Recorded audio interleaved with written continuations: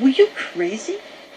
Well, I think my wife thought I was crazy, and probably some other folks as well. But one of the things that I saw was a community that was densely populated, and it was in a location that was halfway between two freeways, and 5 blocks away was the largest housing project in Milwaukee, and the closest retail grocery store was about 4 miles away.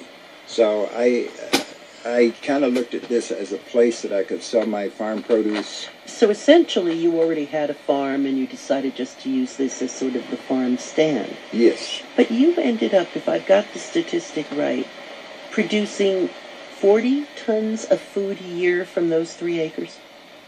Well, you could quantify it in a number of different ways. We grow enough food there to feed about 10,000 people. And in a very intense and integrated food system. So we grow about 150 different crops in a kind of unusual way.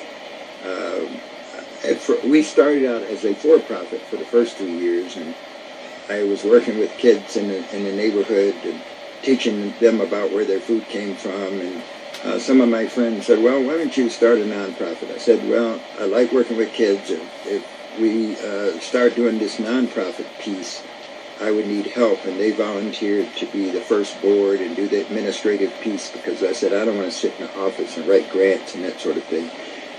So that's how we got started back in 1995. So what is the scope of Growing Power today? Well, today we've grown from those early years to where we are today. We have over 20 farms, 110 employees. We have 15 regional training centers around the U.S., and we farm about 200 acres.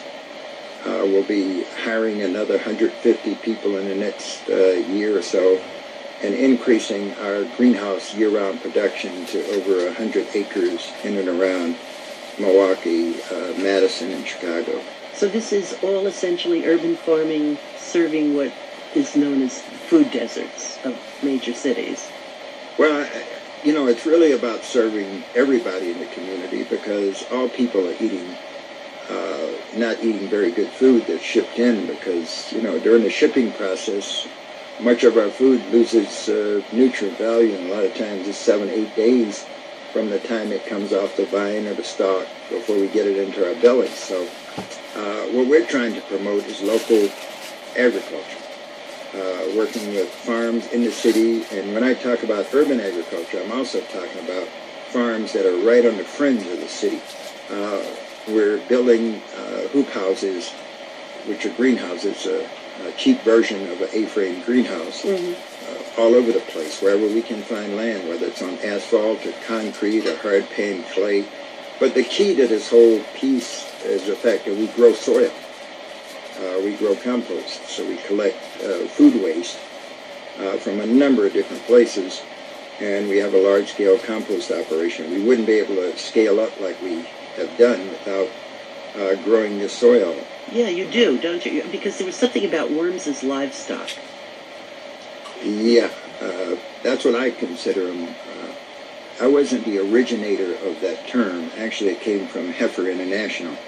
Of course, having cows and pigs and stuff in the city isn't a very practical thing. So what they came up with were worms and fish. The worms being the catalyst for breaking down food waste into worm castings for fertilizer, and of course fish being able to grow those so families could have protein in these food desert areas. So what do you see as the major issues in food today? Well, I think the major issue is that as citizens, we don't know very much about the food we eat. We just take for granted that it's healthy, and we know over the last 10 or 12 years we've had multiple food scares. And a local food system makes a lot of sense to me, because the money stays in that local community and we can create jobs, thousands of jobs. As we talk today, we're losing rural farmland and we're losing rural farmers. So what we need to do is grow grow farmers. Not only grow soil, but we have to train farmers to be able to farm a different kind of way. Not like our fathers and grandfathers farmed, but this new kind of farming where you're using, thinking about square footage and growing in unusual places inside the city, inside buildings and rooftops. So what's driven me is to, be a part of ending world hunger. And the UN stated it in 2010, the only way to end world hunger is through local food systems. So it benefits everybody to have a local food system, and that's where all of my energy and our energy at Growing Power goes into creating and quantifying these things, because people don't believe that you can grow a significant amount of food inside a city. It's not the total answer. It's going to take a renaissance of farmers as well as urban farmers to develop this sustainable food system. But it sounds like you've taken a great leap forward. Will, thank you for talking with us. Well, it's been great talking to you. Thank you very much for having me. Will Allen is the creator of Growing Power, Inc. and the author of The Good Food Revolution.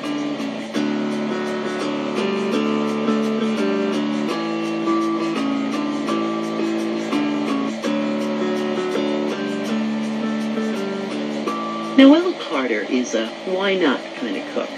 She does the Daily Dish column in the LA Times and runs the test kitchen there, and does a lot of asking, as in, why not make that myself? Well, her latest project is quark. Not the physicist's neuron proton quark, but the dairy quark that's heading into its moment in the sun. Noelle, it's good to have you back with us.